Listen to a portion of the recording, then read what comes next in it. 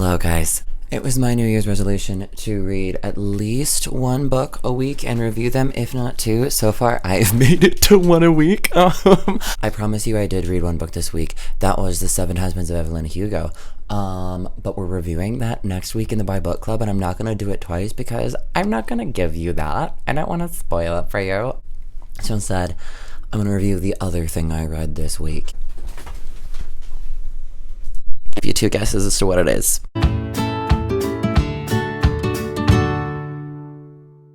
My name is Logan. I'm the Buy Book Boy. I'm a chaotic bisexual. I read books. This week I'm talking about comic books because I read both and comic book literature. It's great. Stormy, you're in here for the long haul. Ugh. If you've been watching this channel for any longer than a couple of weeks, you know that there are two eternal facts about me. Number one, I have really low impulse control. Number two, I like Wonder Woman. So when I saw that there was a Phil Jimenez Omnibus, I was like, yes. This is what I want. Firstly, let's start with the cover.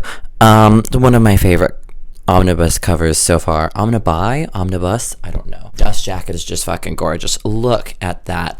One of my favorite things, and the reason why I bought this omnibus initially is because I love Phil Jimenez art.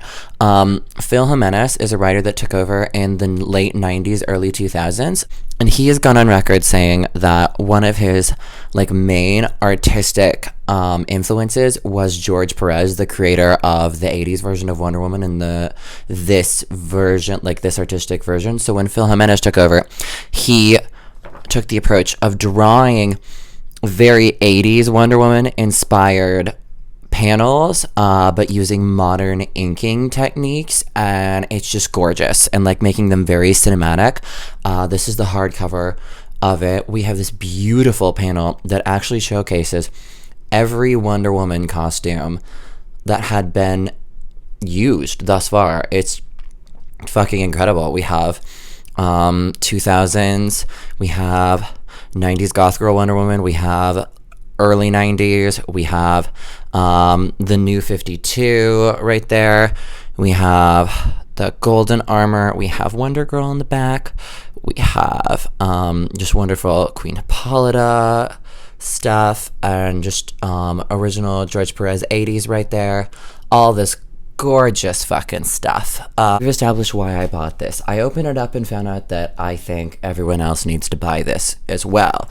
If you are at all a Wonder Woman fan and have read the early George Perez books, you need to read this book.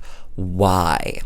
Let me tell ya. This omnibus showcases some of the most emotional Wonder Woman stories that I have ever read, and I was not prepared. If you want the combination of riveting stories, beautifully cinematically drawn action, very human, touching explorations of who Diana and her supporting cast are as characters,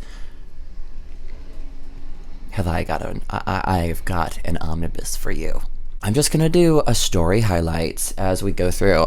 Just so you know, an omnibus is a collection of all of the stories drawn by one writer and author. Just I have multiple George Perez omnibuy and a new 52 omnibuy and just other things like that. Now I have a Phil Jimenez omnibus.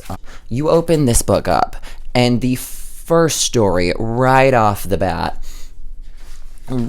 fuck off the bat is Who Was Donna Troy? For those of you who are not avid comic fans and maybe good question, who is Donna Troy? Let me explain. Donna Troy is the first Wonder Girl. There's a sordid history as to the origins and the creation of Wonder Girl and herself. I will link, as always, Casually Comics below, because Casually Comics has an incredible video that explains just that, the confusing history of Donna Troy. But to understand this story arc, the only thing you really need to know is that Donna has had multiple origin stories throughout the comics, because Donna has survived every retcon. She's Wonder Girl. She's a beloved character. She's who one of the big three that you think of when you think Diana and her supporting character is, you have to have Donna. Donna started off in the Golden Age comic books as being a younger sister, or being Diana at a younger age that went on adventures with herself, and then Donna as Wonder Girl became a founding member of the Teen Titans, and she was retconned to be Diana's little sister. In the late 60s, there's a retcon in the Who is Donna Troy story arc in the Teen Titans, where they retcon it so that Donna was not actually related to Donna. She was just a child rescued from a burning building by Diana and was gifted superpowers by the gods, and then decides she wants to live up to Diana's legacy as Wonder Woman. Crisis on Infinite Earth happens, and for some reason they kept Donna around but got rid of that version of Diana, so we had a Wonder Girl that had nothing to do with Wonder Woman at all. So they retconned it that she was rescued from a burning building by, I don't remember who, but she was related to these other gods. And then eventually that story arc was like, what the fuck? So they retconned it again. And the common accepted origin story for Donna at the time that this story was released is that Donna was a magical twin for Diana, Wonder Woman, Princess of Themyscira, to have a playmate on the island because she was the only child on the island. So they create this magical shard, this twin from a shard of Diana's soul, which, makes them twin sisters.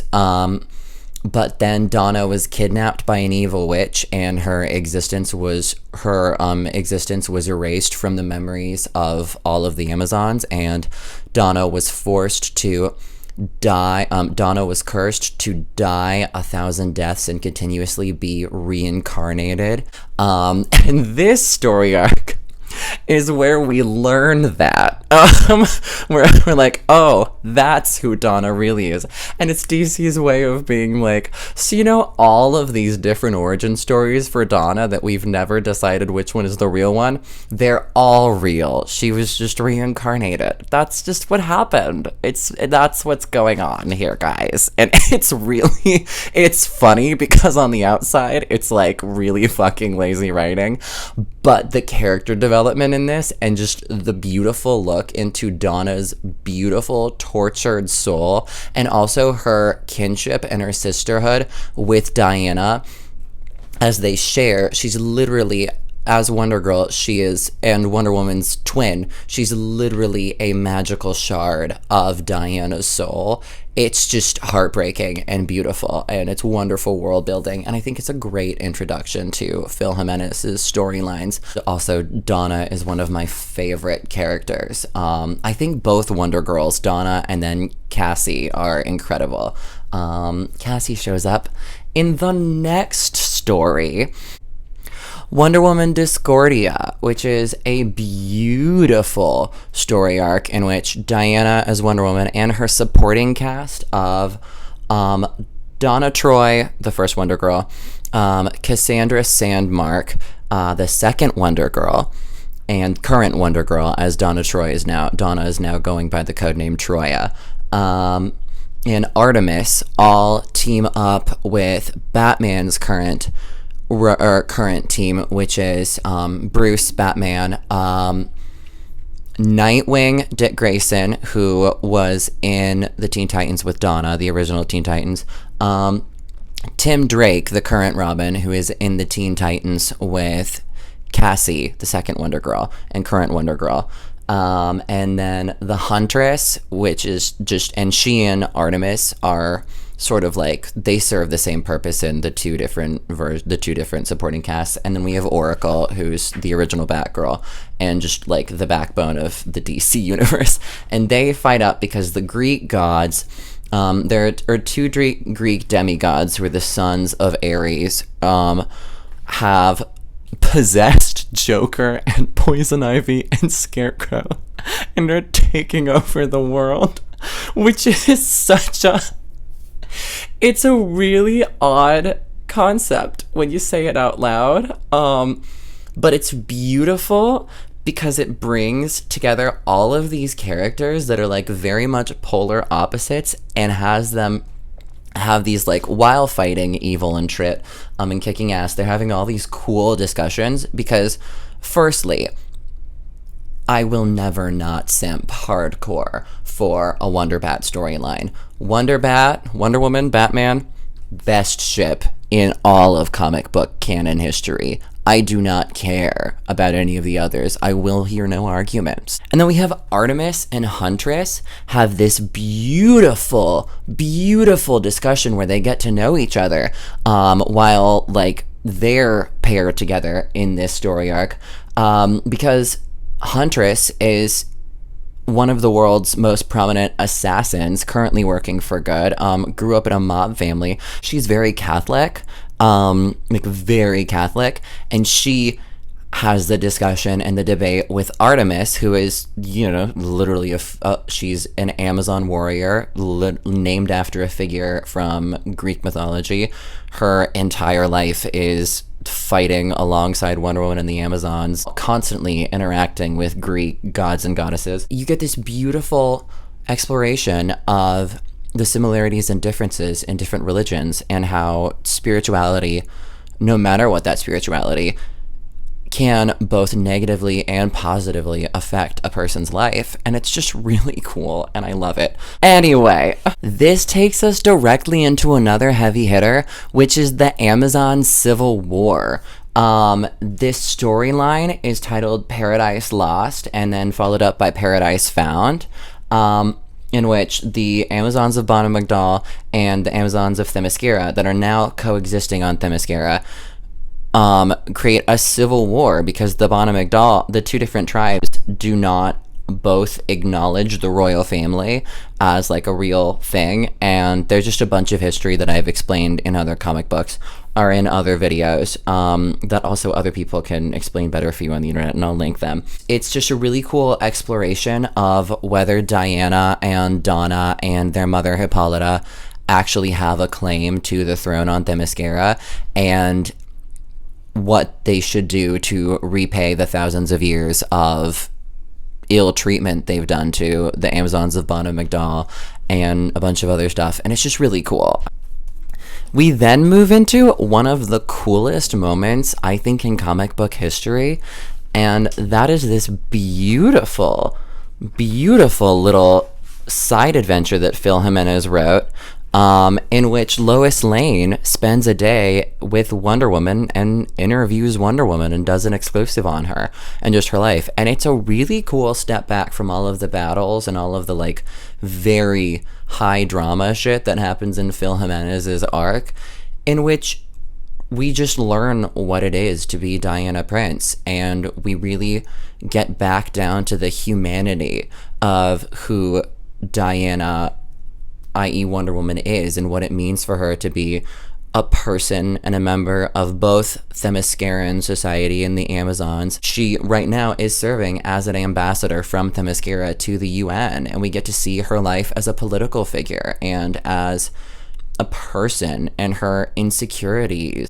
It's also really cool because we get to see two of the most iconic women in comic book history come together and have their own arc that doesn't revolve around any of the men in comics. It's just them. After that, we move into one of the most heartbreaking story arcs that I have ever read. And this is the Silver Swan arc. Phil Jimenez is known for taking really pure things from the 80s comic books and just making them emotional as shit. And one of the things he did was turn Vanessa Capitella's surrogate little sister to Diana and daughter of Julia Capitella's, who was Diana's host family when she came to the US in Boston in the beginning of these comic books. And he turned her against Diana and made her a villain. It is one of the saddest things because Vanessa for years was Diana's little sister and just like the pure energy that like she sort of replaced Donna for a bit when we didn't have the Wonder Woman, Wonder Girl dynamic, and she was very much Diana's little teenage youth, just companion. It's one of the cutest and most like wonderful relationships in comic books. But it resulted in Vanessa often being a target for Wonder Woman villains. And Vanessa suffered a lot psychologically and physically at the hand of multiple Wonder Woman villains, and it's not really ever addressed until now, because Phil Jimenez is like, hey, so those years of psychological trauma and physical trauma that was induced on this poor teenage girl as she was developing, they would have some repercussions. Combine that with Diana moving from Boston to California and basically not talking to the Capitellas family for years once she becomes the ambassador to the UN, and you have the perfect mix for a very compelling and very sad villain. Thusly, we get the third Silver Swan, one of the most, I would say, terrifying Wonder Woman villains, and just emotionally compelling, complete with the super scream, the Swan song that can destroy buildings. It's so sad because you have Wonder Woman battling basically her little sister and just like begging for some shard of humanity to be left in her, and the question is there any? In this arc, we also find out that Cersei is behind a lot of this and has created the male cheetah, the one and only male cheetah. Oh my god, what an adventure in camp. This story arc is never finished, because we're directly thrust into Wonder Woman's side of the war. Oh god, I don't remember what this is. This editing Logan here. Filming Logan is a dumbass. That's called the War Against Imperial Acts. All you really need to know is the world was in fucking danger, and it's connected to Crisis on Infinite Earths, but I don't think I've ever explained that on this channel, so you don't need to know that either. It's really sad. There's a bunch of shit that happened. Notably, we get both Wonder Woman, Diana, and her mother fighting in the golden armor. Spoiler alert, too late. Diana's mother sacrifices herself to save the Earth, and it's one of the saddest moments in comic book history, watching Wonder Woman lose her mother. The most emotional moment, I would say, in comic book history, when Diana loses her mother and has to mourn the loss of her queen and her mother and just all of this shit. It's really sad. And we don't get a second to breathe, because as soon as that war's over, the evil witch Cersei puts a spell on all of the male heroes and villains in the DC universe. Turns them into evil, half human, half animal hybrids and shit, and tries to take over the world. And then all the female superheroes have to save the world, and it's fucking awesome. Okay, sorry guys, editing Logan cutting in here again because filming Logan could not focus this morning. This is what happens when I film without too much coffee. Without too much coffee, that's a thing. Anyway, I left out one of the saddest fucking storylines in this whole omnibus, which, spoiler alert, but I already spoiled the death of Wonder Woman's mother for you, so I'm gonna spoil this one too. Remember how I mentioned that Donna Troy was cursed to die between all the times she's reincarnated? She does it. She does the thing. She fucking dies. We don't, however, get her on-panel death, which is during, I don't remember which war it is, but there's a battle against this murderous, insane Superboy robot, or Superman robot. I don't remember if it's boy or man, but it's one of them. Superboy is a clone of Superman, so it doesn't really fucking matter. But anyway, Donna Troy dies. And what did they give us in the Phil Jimenez Omnibus? They gave us the issue that is Donna's funeral.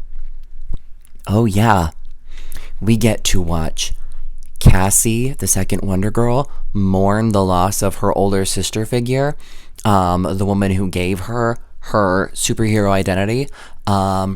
We get to watch Dick Grayson mourn the loss of his best friend in the Teen Titans, we get to watch Diana Prince, Wonder Woman, who has just, may I say, not 20 pages ago, lost her fucking mother. We get to watch her mourn the death of her twin sister, who is literally created from a shard of her soul. Needless to say, I was a fucking mess. Worry not. Later on in this omnibus, we also get the episode where the Teen Titans rescue Donna's soul from, it's not Hades, it's a different dimension, but basically she's resurrected, she's not dead, she's now a god, it's fine, and we still have Donna for a good while in the comics, but it was sad, it was fucking sad. Oh, we also get the reconciliation between Diana and, Julia, Vanessa's mother, in which Diana has to go to Julia and tell her that her daughter has become a national terrorist, which is just the most emotionally destroying moment I've read in a very long time. And it really solidifies the loss of Vanessa and her humanity and her full transformation into the Silver Swan, and it is so sad. I have not even broached the most emotional stories in this arc. I want to say this is an exploration into humanity and what it means to be a family, and it's really sad. That's my pitch for why, after you read the other ones that I've recommended on this, pick up the Phil Jimenez Omnibus. It's great, it's worth the money. I sobbed so many times. I'm an emotional wreck. It's fine. I put it out on the internet. That's what I do. If you made it to the end of this video, thanks for sticking around and helping out. Coming up next week on Emily Branch's channel, Emily Reads Books, the Buy Book Club is reviewing The Seven Husbands of Evelyn Hugo, which was incredible. So check that out. I will be there along with Kelsey for my read today. If you want more chaotic bisexual content, hit that notification bell and the subscribe button so you can get my videos whenever I decide to post them. Like and share. Also, go subscribe to Casually Comics because she's incredible and she's explaining comics to people that otherwise would be scared away by the 70 plus years of history behind them. Until next week, this has been the Buy Book Boy. I'm saying bye.